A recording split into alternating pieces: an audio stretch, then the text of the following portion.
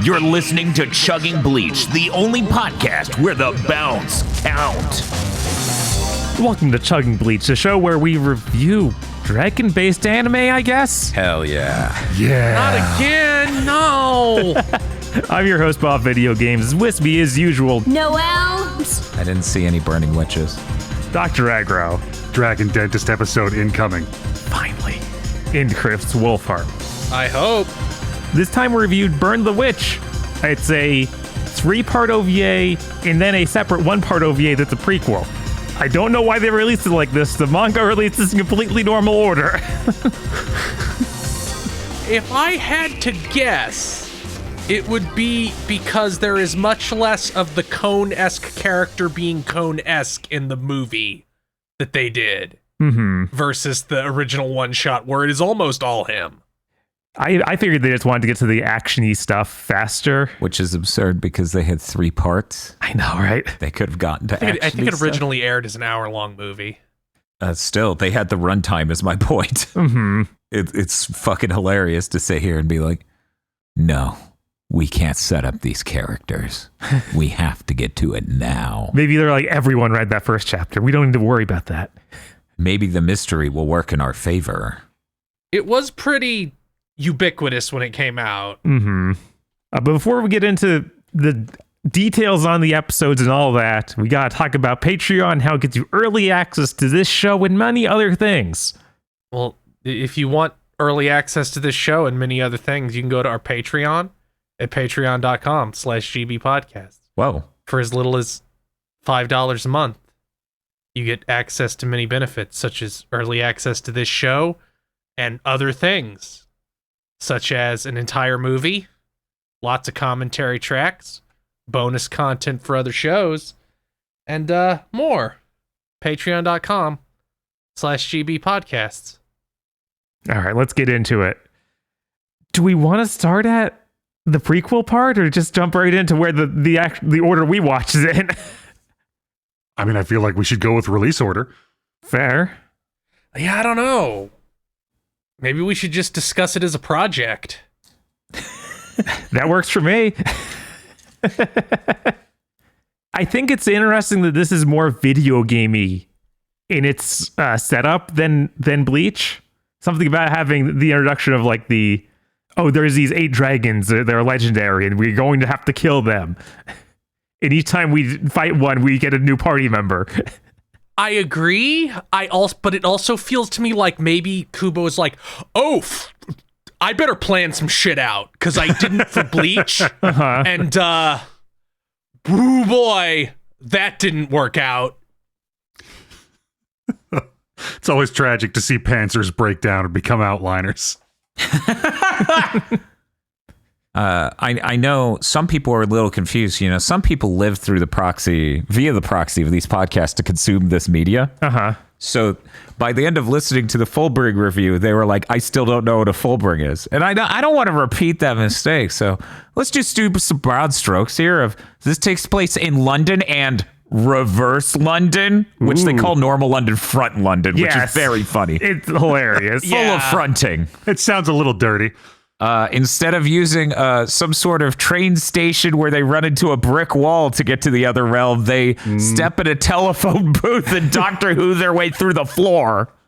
This is how they get between the two. And our 2 main characters, their names are Ninny and Noel. Oh, okay. I couldn't remember either other name. I was like, I don't know what their last names are.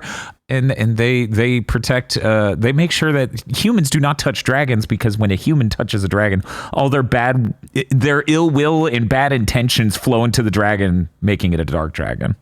That's it. That's the broad strokes. I think I covered that. Also, there's some sort of group of people, some sort of society, perhaps, that have really cool names. Yes, names like Roy B. Dipper, or God, what is that? What is the name? Sullivan Squire, whose logo is just the fucking SS logo, and which is like really fucking funny. Yeah, it like is a neo-Nazi. fucking. It is very funny. Direct. There's also Wolfgang /Hot. There's Smooth Grip. Flex grip smooth pour. Yeah. Yeah. That's what it is. Yeah. And they're basically our Soul Society members, like they're There are captains. the captains. But something I really appreciate in this, everyone is just a human with powers, so we don't have this whole they're immortal and the timeline makes no sense because Kubo can't write that out. Well, you should have given him time, Give him a few hundred episodes. You better wait until the second season of this manga, which has already been confirmed. Oh, really? They're doing more of this? Yeah. Does that mean we're on the hook for more? I don't feel No, like we're is this called Bleach? we're not on the hook for this. This was going to be my trivia because they announced this with the release of the last volume. That was 5 years ago. Who knows? Maybe you'll go back to it after Thousand Year Blood War is done. That's but- what I assume God. because obviously I have not watched any of that yet because we're doing this podcast. Uh-huh. But everybody's like, yes, Kubo is very clearly giving them insight to expanding things and like not just like action, but also like writing and character stuff. So it seems like he's actually like working on that as a supervisor. So I presume when it is done, he will come back to this.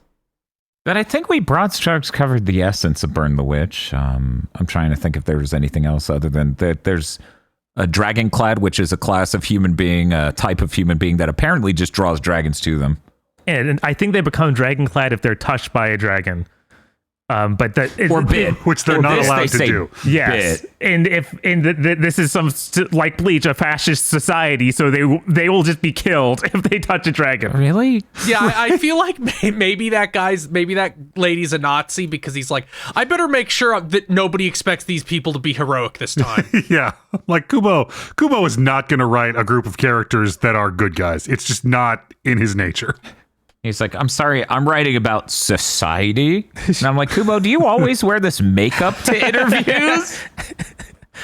I could wear that other makeup if you want. He's like, no. Half blackface is still half blackface. You get one of two Kubos. Joker Kubo or fucking blackface Kubo. It's okay, it's only half blackface. Yeah, it's fine. As we discussed in a much earlier episode of Chugging Bleach, he only needs half a pass. That means he's only half as powerful as the Prime Minister of Canada. That's true. That's how the power scaling works in reality, right? But to be clear, it seems like Dragonclad is something that they become after that, and Bulgo already had some dragon attracting ability that's different from the other Dragonclad. So who And knows? some weird power that is not yet explained. He's the main character. He is Allegedly. He kind of is, but the other two, like Noel, seems like the actual main character. The story trappings frame him as the main character, but the actual show is about the other two. Right? The initial chapter really frames him as the main character, but then I feel like they pulled it back at the end. He's like, maybe we shouldn't make this guy the main character. Yeah. You don't want white kid Kago main character ? Yeah, I don't really want Cone Ichigo as the main character. Tragic. I feel like kind of nobody did. That might be why there was like such a weird shift between the original chapter and the following volume they did. Where's our encyclopedia guide to Bulgo? Well, how long do we have to wait for that for Kago? Oh God. We'll be waiting a while. Let me break that down in hours of my life. Right? So the original one shot of the manga came out in 2018, and its big thing was, Kubo's doing something new. Kubo's doing a new project, and then the last page of the chapter was maybe it's not as new as you thought. In a way that doesn't make any goddamn sense. Yeah, I'm pretty convinced that these streams will never cross, but who knows? Yeah, like it's impossible to like this project is just this is Kubo. It's the essence of Kubo. It looks really cool. There's some interesting characters with really neat designs and some great action happening, and it's nonsense. This story is fucking gibberish. And just so you know, Spells they do look have really cool though. Yeah, exactly. The spells all have numbers to them, just like Magic number Yeah. 68. Yeah, Kubo's magic system, I fucking love it. The keto and the hotto, the way the magic works here, it's great. But yeah, it's hard to hate any project where you have a bunch of characters at a round table and then you show the logos of their names as you go around.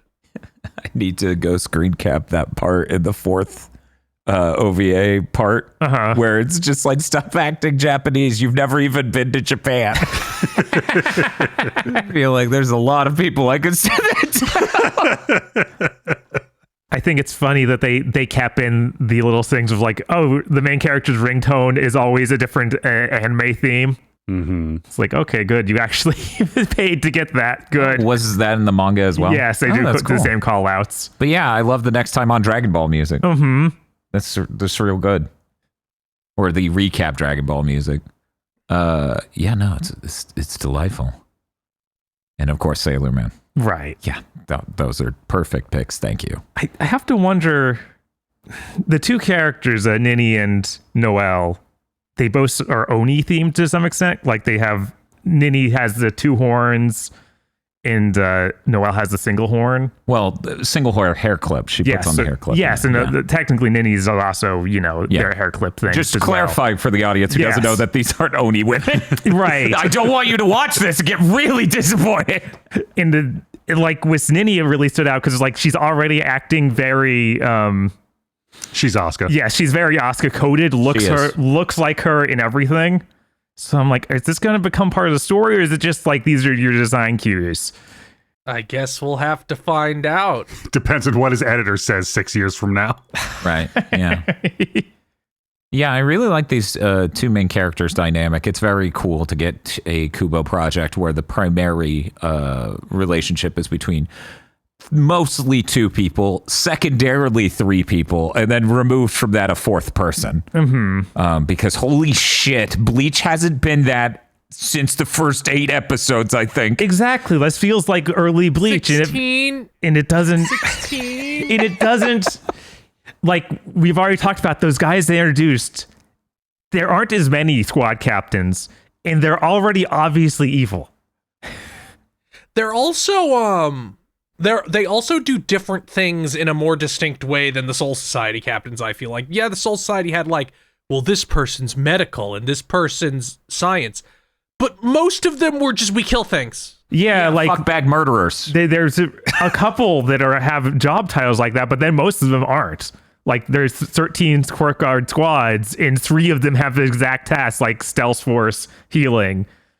But the rest are like, yeah, they just fight. Mm-hmm. Except for that one that fights like real hard. Oh man, that's really different. You're right. Although considering that like the 8 ones that we get introduced to are have like allusions to the Zodiac, I assume there's 4 more that will be introduced later. You're probably right. But yeah, I like that the 2 main characters are not supposed to be combat oriented characters. They are supposed to focus on domesticated dragons. But they do mention they're the 2 most powerful of those. And they kind of compete with this, let me get the name right, Bruno Bang Knife, to some degree. God, he's... Mostly because he shows up to kill them. Right, but I'm saying that they are up to the task. Like, they aren't non-combatants or something. Yeah, they're not non-combatants, but their job is not to go kill things. That's his guy's job. Like they get assigned lower level like extermination jobs. They're just not part of the. Okay, so I watched the first set in the dub, and then the prequel was not dubbed, and an interesting thing happened between the 2 of those. In the dub, Nini remarks that she's aiming to join a group called the Savers. Mm-hmm.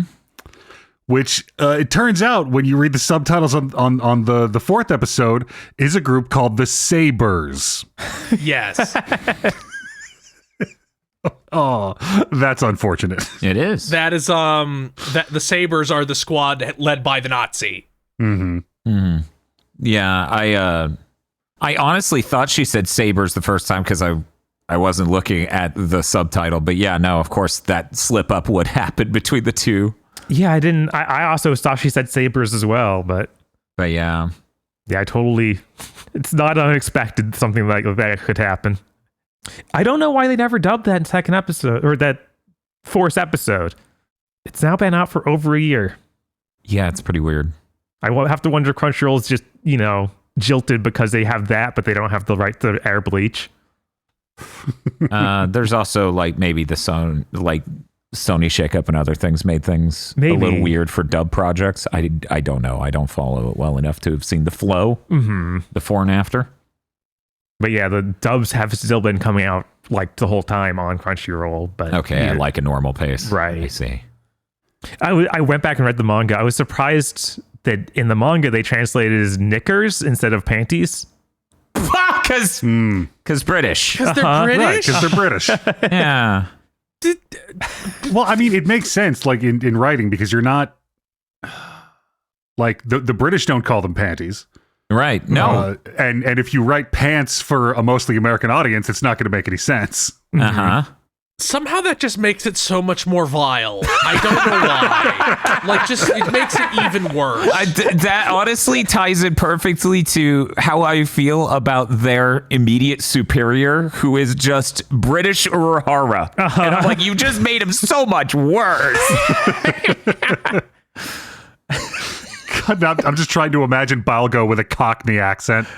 He has already been more helpful than Urahara has been at any point in Bleach.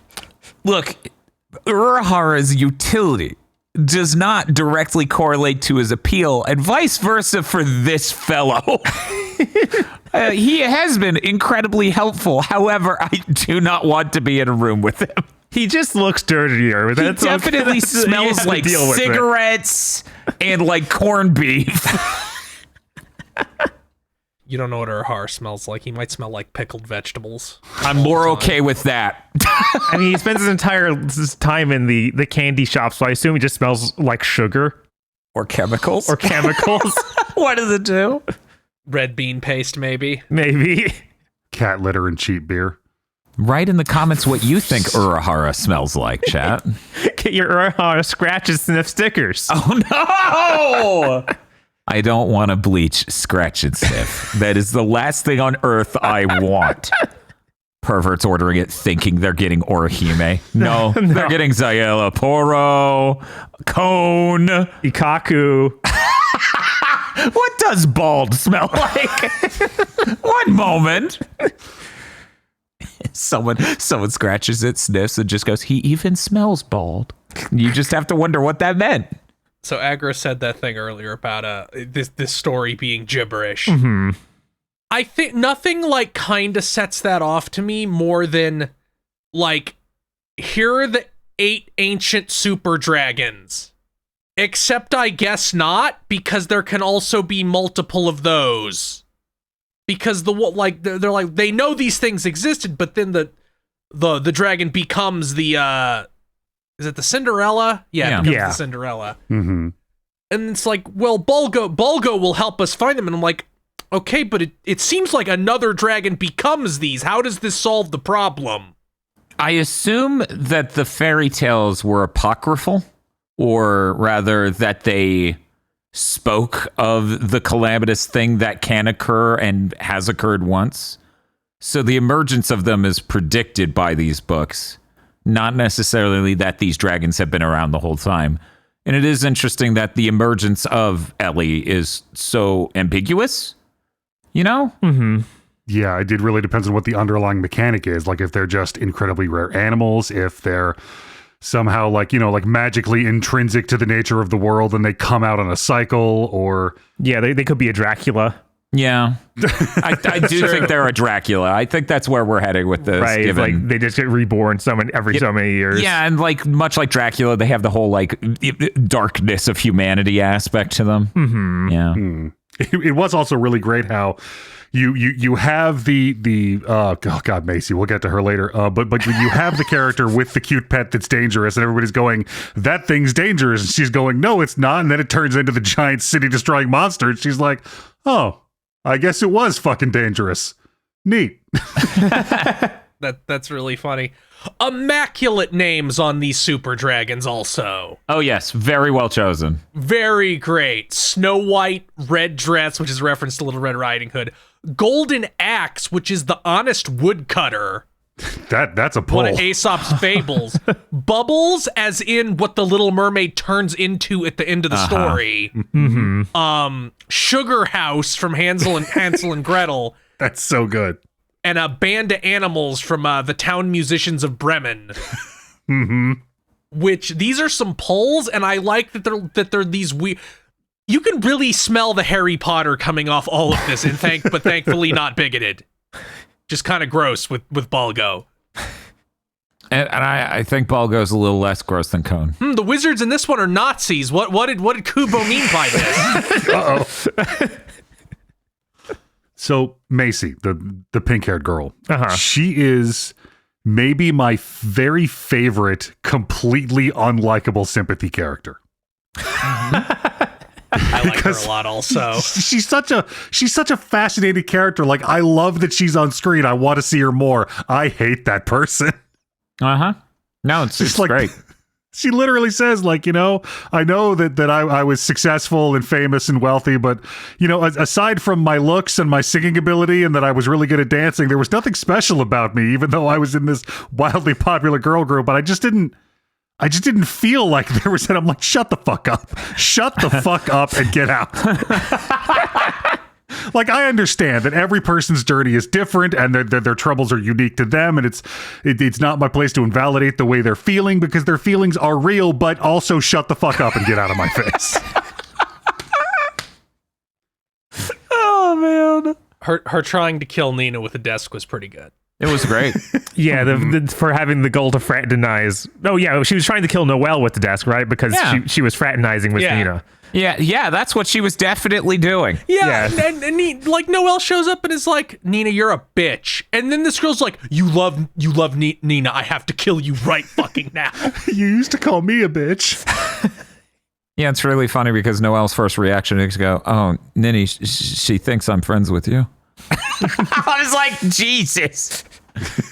Yeah, no, these people are great. We're fucking coworkers. She really doesn't understand that concept. Like this is what Kubo's really good at. Rapid fire explaining to you, this is a character, this is how fucking cool they are. Bang Knife starts charging Cinderella, and like his animated skull mask bandana pops out a spray paint can and does a summoning glyph on the upper wing of his dragon to summon a hunger ghost. I'm like, this is the juice. Stop letting Kubo be in charge of the overarching story and let him just do designs. He just goes, and this is how the attack will look. This is the character design. Their name is this. Right. Good luck with the rest of it. I think it's really funny that, like we said, there is another thing announced. The manga's volume ends with literally, I'm so glad, or Kubo saying, I'm so glad to be able to work at manga at my own pace. Yep. And then it's like, yeah, it's 5 years. What happened? What's your own pace again? He's been doing the anime. Hey, fucking Togashi's allowed to release Hunter x Hunter whenever the fuck he feels like it. It's true. No, he's very sick, internet commenter. No, let them drive engagement. Kubo also, we know, is very sick. Togashi is a lazy hack. All of them are. Mangaka, notoriously lazy hack. All I'm saying is I hope someday I get to release podcasts at my own pace. You've heard of a video essay. Are you ready? Sit down for an audio essay. This is just 3.5 hours of you rambling. That's the point! You should have put it over video of you playing, I don't know, Overwatch. You're right. Then it'd be a video essay. Then it's a video essay. God, this is brilliant. All right. Did anyone have anything else you want to say about these episodes? I like the dragons they fly on. I like dragons. I'm glad this is about Rickenbacker dragons. is an really incredible dragon name, too. All these dragons are cool. You got Bang Knife's Rickenbacker. You got the two main dragons that the two main characters fly on. Cinderella, Ellie. That's... Looks great. No, these are kick-ass creature designs. This is good shit. Yeah, no, I also really enjoy I think it's only in that fourth episode where they go back and show like, them doing menial tasks, like just tending to some dragon that raises crops of some sort. And it's just really cool world building stuff like that. It's like, yeah, no, this is what Bleach should have become. Why did it do that? Because it was in Shonen Jump. It was in Shonen Jump in a very specific era where everything had to be the same thing. Moment in this I really liked is when we're at the British captain's meeting. Oi, oi, oi, oi, oi. Yeah, and Bruno's going on a tirade about something not happening for 100 years, and then Roy B. Dipper is like, actually, it's been 96 years, and Bruno basically screams, shut the fuck up! Those are the same thing. Yeah, that captain's meeting was really good. I really like when they're explaining the situation and then pan to the chair that's empty and is like, why are you never here? Yeah, we don't. I really like. We never get this in Bleach even. It's just fucking Yamamoto rambling on. Like, we don't get the captains, anything about the captains as they're standing stoically. Probably because the first couple times Kubo didn't know what any of their fucking deals were. Also, it seems like this organization might be more like a round table discussion instead of a head captain situation. Well, that's because we haven't gone a couple chapters or arcs from now when the king shows up. Yeah, Balgo. Yeah, it sure does seem like he has Excalibur, huh? Yep. Yeah. Let's just hope it's not that. So I've been trying to figure out the implications of this whole West Branch Soul Society thing. And it's led me to some interesting conclusions that, like, the Soul Society, the Seirete, isn't just like the center of this other dimensional otherworld, this underworld. It's physically overlapping with Karakura Town. That would certainly make more sense. Yeah, like Reverse London, this seems to be, it's based on an ancient human population center, which is why, like, this is here and you can transfer positions here and this built-up world exists. So Karakura Town has apparently been some kind of human mecca since time immemorial. It is just experiencing a current slump, and we are unaware of the grand prehistorical civilization that was centered on Karakura Town. Was it like Babylonia or something? Yeah, I don't know. The thing that I thought when this first came out was back when it became apparent, back when we thought there would be less than 5 years between these things. I thought my guess would be that this was Kubo's like reroll, like he could re-explain all of Bleach's lore and make it make sense. And I'm still not. But at the same time, he also after this he did the epilogue chapter for Bleach, which doesn't fit in with this at all. So I'm now pretty convinced that these streams are not crossed, and the only reason he really did that shit at the end of the first Burn the Witch chapter, which the first Burn the Witch chapter ends with a wham panel of "It was Soul Society Western Branch." The only reason he fucking did that was to get hype. But who knows? Maybe once the 1,000-Year Blood War's over, they'll announce the most insane anime project of all time. That would be very funny. If it was just like, yeah, it's a sequel. It's a sequel to both at once. It's like a movie crossover with the two. Also, Soul Eater is canonical to it somehow. Sure, man. Whatever you say. No. Soul Eater is the sequel to Fire Force. It's great. You get the Bleach characters. You get the Burn the Witch characters, and then because the Burn the Witch characters' names sound like Blaze Blue characters, a couple Blaze Blue characters wander in. It was inevitable. Bang Knife, this is your fucking fault.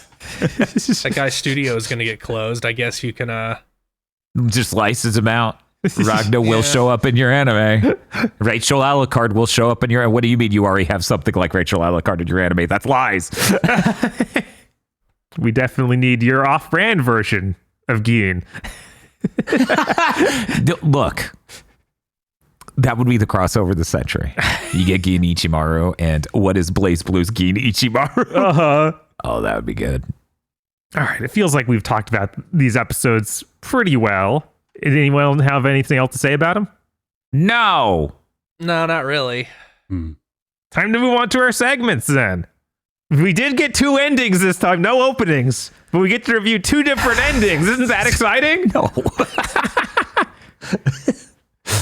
How do these endings for a different fucking anime chart compared to Bleach? Yeah, we need to check. Oh man, when I watched that one episode, that ED really had an impact. A weird thing, this is done by Studio Coloroid instead of the typical Colorido. Yeah, because it's the word color and Edo, like color. I don't know, but yeah, Colorido. I don't know. Yeah. Anyway, what's up? They did the animation work and not Studio Pero, like all of Bleach. Oh, right. I forgot Bleach was Piero. Yeah. I forgot. And they even came back to do the 1,000-Year Blood War. Oh, wow. So it was just a weird thing where they went and used these guys for this. It looks really nice, though. I definitely appreciate that. Yeah. I think all of the use of 3D in it's pretty responsible. Mm-hmm. It looked pretty nice. There were only a couple moments where like, oh, that was rough. When did this come out? Where it's like the guy in the house was holding the newspaper, and the newspaper looked, I don't know, 120p. Mm-hmm. And then there was one other thing that was like that, but mostly overall pretty on the level, pretty good. But these endings, the first one, which is technically for this part that's later in it, but whatever. ED1 Blowing by NIL or NIL, however you want to say it. This was a kind of chill song that seemed country music inspired to a certain degree. Oh, yes. This is definitely aughts girl country. That's what I thought. I was like, I'm not the only getting these vibes, right? This might be, and I'm not going to be bold enough to assert this because I haven't immersed myself in that media of my free will ever. This might be early Taylor Swiftian. I'll let the viewer go and decide whether or not that's an accurate statement. But yeah, it's that over a bunch of stills of the cast doing stuff. I liked it okay. I really didn't care for the song, though. That brings it way down for me, because Bob hates country girls. They need to stay the fuck away. Oh God, I have to make more slots on this chart because I only made enough for the rest of actual Bleach. Oh, oops. Not even 1,000-Year Blood War. Son of a bitch. Okay, well, I'm going to adjust that. You don't like country girls. Go on. Yeah, I don't really like the music, no. I'll give it a 3. Out of a possible 1 to 10, right? Yeah, that's right. Okay, just checking that we didn't change scoring rubric. No, it's Burn the Witch, so it's that's 3 words, so it's a 3-point system. It's a 3. You thought a lot about this, didn't you? Is it 1, 2, or 3? Dr. Edgar, what did you think of it? I like this quite a lot more. Yeah, it's mostly stills from the show. I do like the extra art they added. I thought it was very nice and cozy. I did not read country in this song at all. What? Look, I get there's an acoustic guitar in it. It's more what she does with her voice than that to me. No, it's the whole package. I read like in the instrumentation, the piano and the bass. I read just a little bit of funk in the bottom of this song. I liked it a whole lot more. I really enjoyed the vibe of this, especially as an ED. I'm giving it like an 8. Chris? Yeah, I read this as more like lo-fi beats to study to than country. I thought it was pretty chill. I liked it. I'm gonna give it a 7. Noel? Definitely has country that is edged into mainstream pop in the aughts energy, like the later aughts. It doesn't really stand out to me musically in any way. The ending is fine. It's functional, but it's going to slide right off of me. I'm going to give it a 4 out of 10. And then the second ED, Prove by the same artist, by Nil. This one's a lot more just standard pop. And it's actually animated, unlike the other one. So that's pretty cool. The other one being countless EDs reviewed for this fucking show. Dr. Edgar, what did you think about this one? That it's fine. It's serviceable. It is ED shaped. 6. I actually like this one a good bit more, but not extremely. I just really did enjoy the animations, like them walking down a sidewalk and then on a beach. You know, I thought it was nice how good it looked. But the song definitely isn't standing out expressly to me, so I'm going to give it a 6. Noel? I would describe this song as millennial whoop adjacent. It sounds like a lot of pop songs that happened around then. It's a rather uninspired one of those. The ED is animated well, and that does lift it up a bit. If it were just hanging on the song's merits, I was going to give it the exact same score as the first ED. But I'm going to give it a 5 because some of the beach ending stuff it's kind of neat, and the animation is fun. And man, it's sad that the rest of Bleach's EDs have so little work put into them that this kind of just sits a little bit above most of them. So I'm going to give it a 5. Really not a fan of the song. Chris, how did you like it? I think it was real. I was real neutral about it. Like, I feel like I have seen something of this exact tone and basic structure a lot, especially in slice of life things, but it wasn't bad. So I'm going to give it a 6. Okay, well, that brings our average scores for the first ED, blowing, to 5.5 out of 10, and the average score for the second ED, prove, to 5.75 out of 10. Great.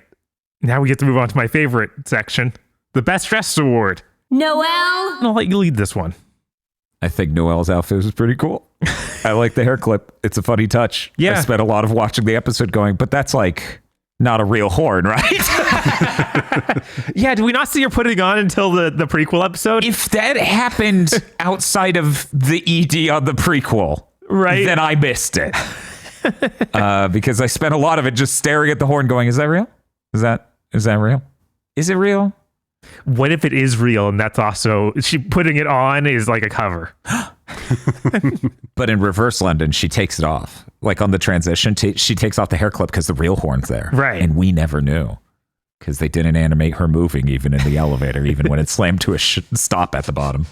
Yeah, I don't know. It's a really strong main character fit. Mm-hmm. I think they designed Noel very, very well. Her outfit also includes an undergarment that appears to drive man and beast to insanity. Which is very strange. I don't get that, but apparently what dragons and simps are into. Knickers are just that important, okay? Ugh. Is there something about British culture that I am not aware of? Brits, sound off in the comment section. How important is that to you? You're on the hook for this. Somehow, yes. Oh, that's so sad. They already are responsible for so many microcomputer games. I'm selecting Ninny from the outro where she's got the cool hoodie. I put that. Yes. It's my first hidden image in here if you guys want to see it. Nice. I'm going to be honest. The moment I saw your picture drop in here of that, I was like, well, I'm not choosing that. I know why that picture's here. It's a really good fit. It is. Yeah, she's got the really good hood. Looks very Pokemon-like. Yeah, she's trying to hide as a real-life Pokemon. The paparazzi will never find her like this. Right, exactly. Chris? I'm going to give it to Bruno. I love his stupid fuckboy design. Mm-hmm. I love his stupid dye job that he gets unbelievably fucking pissed at when it gets criticized. Yeah, he's very, very Grimjow-esque. His mask is really cool. The fact it moves its mouth when he talks is unbelievable. Right. Well, it's magic. He shouldn't wear a shirt, though. I feel like it would really complete the fuckboy aura if he just had the jacket on. At that point, he will just become Gurren Lagann-esque. He'll just edge even further into that. Mm-hmm. And it will become even more Grimjow-like because that guy also went around with his mini jacket and no shirt. But you are right, just to be clear on my stance on this. Nobody's saying he should wear a shirt, okay? Dr. Aggro? Okay, I didn't want to, but I'm gonna have to give it to Sullivan Squire, our resident jack-booted twink thug, because his outfit contains this beautiful silver-chased saber with a P-shaped guard and a dragon head pommel, and it just looks so goddamn sick. It is pretty sick. That's almost enough to excuse wearing a Nazi outfit. Look, just because it's black and well-fitted doesn't mean it's a Nazi outfit. I'm not saying it's not. Her That's name probably is going on. I'd like to thank you for giving me this platform dedicated to free speech absolutism.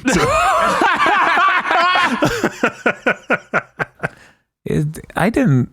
Of all the podcasts we do, I didn't expect this one to be the pit hole or the pitfall. I didn't expect this trap. But we should move on. Noel? How excited are you to continue? I mean, actually go back to watching Bleach. 1 second. I didn't realize Sullivan Squire was a boy. I got to redo some math on the back end here. She is not. Everything online disagrees with you. Except the Bleach wiki says it is a girl. And she is voiced by Kira Buckland. Mysterious. Well, we know what the next part of Burn the Witch needs to cover. Yes. How excited am I gonna? How excited are you? 1 to 10. Are we doing the Bound arc soon? Or no, we're doing 1,000 Year Blood War first, maybe? Or that? Yeah, I thought the plan was to continue. Oh, this is complicated. Yeah, I don't think it's that ever really. been this hard before to guess. Right? Like I hear 1,000 Year Blood War is great, but I hear that from Bleach fans. Yeah, some people who now believe the Fullbring arc was good, which it never was, and everyone hated it as it aired. And red. I'm scared because I certainly didn't fucking like that material when I was reading it weekly. Mm-hmm. But it's been punched up and it will be paced much better due to not being weekly. So I personally am willing to take my Fell for It Again award and hope, like I have hoped for many things doing Chugging Bleach, that I just didn't pick up on the nuances of it when it was week to week. I would like to note before we get out of this review and before I talk about how excited I am, Nini's last name is Spangkole. Mm-hmm. Yeah. And Noel's last name is Nihashi. Yeah. The amazingly British name. Unbelievably I forgot that her surname was Japanese. I'm unbelievably afraid she's somehow related to a Bleach character now. You should be. Yeah, no, it's a real threat. There's no way she's not a Kuchiki. Right? Yeah, that's what I was about to say. She is somehow a Kuchiki. She is Byakuya's daughter, and we didn't know. So I'm supposed to rate how excited I am to watch more Bleach, and we are confident we're going into the 1,000 Year Blood War. Yes, that's what we're doing next, right, everyone? Yeah. That's As far as I'm aware. Plan. So excitement for 1,000 Year Blood War on a scale of 1 to 10. Mm-hmm. I'm gonna have to put this at a solid 9. 1,000 Year Blood War. I hear it's shortened. It's faster paced. It's punched up. It's got additional material. There are things happening, and I already know because I was looking up the name of the character that goth chick for the Fullbring arc is still around. Awesome. So this is all very exciting things for me, anime to anime. Great. And before we go, I actually do have one more thing of trivia before we go to our ratings. Okay. I was like, no, we didn't fucking. Anyway.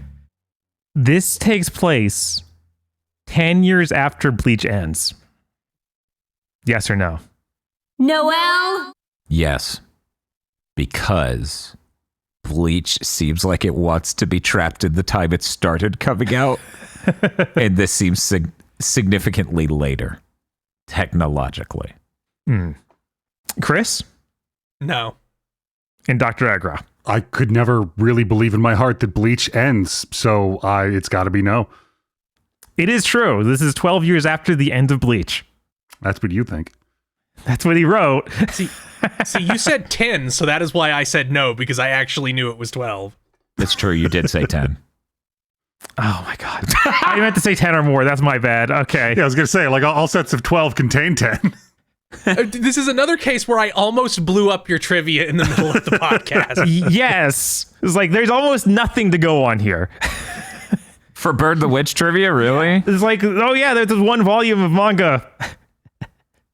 I'm sure he spoke about it extensively. It does not seem for that way. years. No. For years. All right, different trivia then. What? What's Nini's last name? Damn it, we went over that. The name of the next volume of Burn the Witch is Winged U2. You know what? We're not good. Yes, it is.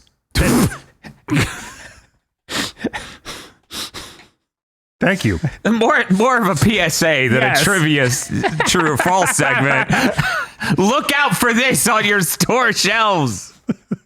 You can learn more about it at your local library. No, you can't. They won't ever make it. The only thing they have at your local library is every Zatoichi film. All right, let's move on to our rating segment where we rate things on a scale of 0 to 25, our tightness scale. Chris, how tight was this? I liked this a lot, so I guess I'll give it a 21. Yeah, I also like this a good bit. I think this is more of what I wanted from Bleach. This is more like early Bleach. And that's exciting. I think it's right up there with some of the top Bleach episode sets. So I'm going to give it a 24. Noel, Easy 20. This is really enjoyable. It's got some great dragon designs. If they kept making it, we would get to see even more. The main characters are really good. Tertiary characters also excellent. Bad guys hilariously Bleach. No, it's okay. He wasn't going to kill all of them, but they're friends now. It's okay. They're gonna replace Bruno at some point with Sherman suck and fuck. Dr. Aggro. Holding tightly to the notion that there's never going to be any more of this, and we won't have to road test this wagon to see when the wheels fall off. Yeah, no, this is really great. Some cool designs, a lot of neat ideas. 22. That brings its score average to a 21.75, putting it in, I believe, the top 5 things reviewed for this entire series so far. Yeah, it was really great. Yeah. No, that's why we couldn't skip Burn the Witch. Next time, we are going to be watching the 1,000-Year Blood War, the Blood Warfare arc, which is the first 12 episodes. You've got to be kidding me. It's actually called that. That's what the Bleach Wiki says. Oh my God. Which is episodes 367 through 379. Oh, are the episodes numbered? They just continue the number. Like, fuck you. Twin Peaks episode 31. Like, what in the hell? Oh my God. Okay. All right. Sure. yeah, What was that again? 367 to what? 379. Okay. Well, there's your assignment for next time, listeners. Oh man, am I going to be able to watch 12 whole episodes in time for the next episode of Chugging Bleach? Is so hard. It'll easy because that episode's not coming out for 8 months. It's okay. We're recording it next week and we'll let the audience figure that out. They're like, man, these references they're making are outdated. Wait, when was this recorded?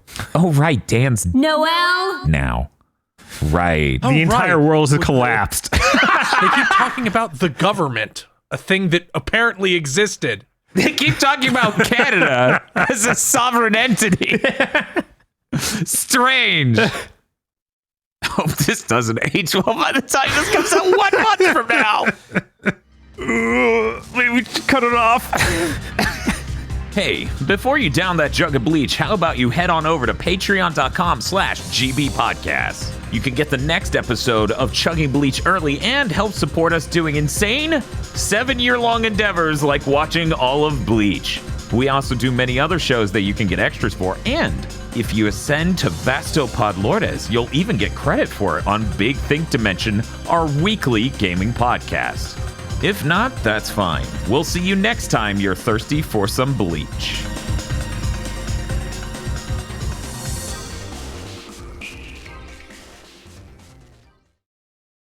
The executive producers for this month's GigaBoots videos are Spaceman Spiff, Red Blaze 27, Brendan O'Sullivan, Cooper Tank, BN12, and Rado.